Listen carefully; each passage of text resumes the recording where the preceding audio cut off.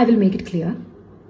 അതായത് ഞാനൊരു സിനിമയുടെ ഭാഗമായപ്പോൾ അതിലെ ആർട്ടിസ്റ്റ്, ആ സിനിമ ഹോൾഡ് ചെയ്യുന്ന one of the main artist, ആ ആർട്ടിസ്റ്റിൽ നിന്നും കിട്ടിയ എക്സ്പീരിയൻസ്, അദ്ദേഹം ഇത് ഉപയോഗിച്ച് മോശമായ രീതിയിൽ പറഞ്ഞാലും മനസ്സിലാവാത്ത രീതിയിൽ പെരുമാറിയപ്പോൾ എന്നോടും എൻ്റെ സഹപ്രവർത്തകയോടും, അതായത് മോശമെന്ന് പറയുമ്പോൾ ഇറ്റ്സ് ലൈക്ക്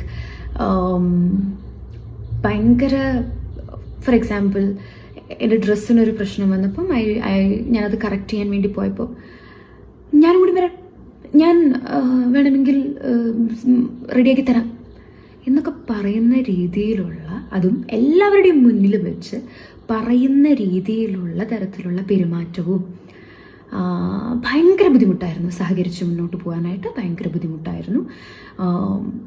വേറൊരു ഇൻസിഡൻറ്റ് പറയുകയാണെങ്കിൽ,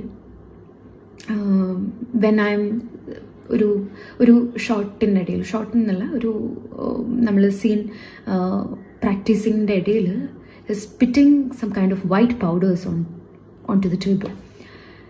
സോ ഭയങ്കര എവിഡൻ്റ് ആണ് ഇത് ഉപയോഗിക്കുന്നുണ്ടെന്നുള്ളത്, സിനിമ സെറ്റിൽ ഉപയോഗിക്കുന്നുണ്ടെന്നുള്ളത്.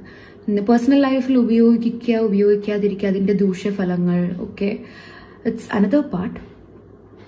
ആൻഡ് സിനിമ സെറ്റിൽ ഉപയോഗിച്ച് അതൊരു നോയ്സൻസ് ആയി മാറുമ്പോൾ, മറ്റുള്ളവർക്ക് ഒരു നോയ്സൻസ് ആയി മാറുമ്പോൾ it's not easy to work with.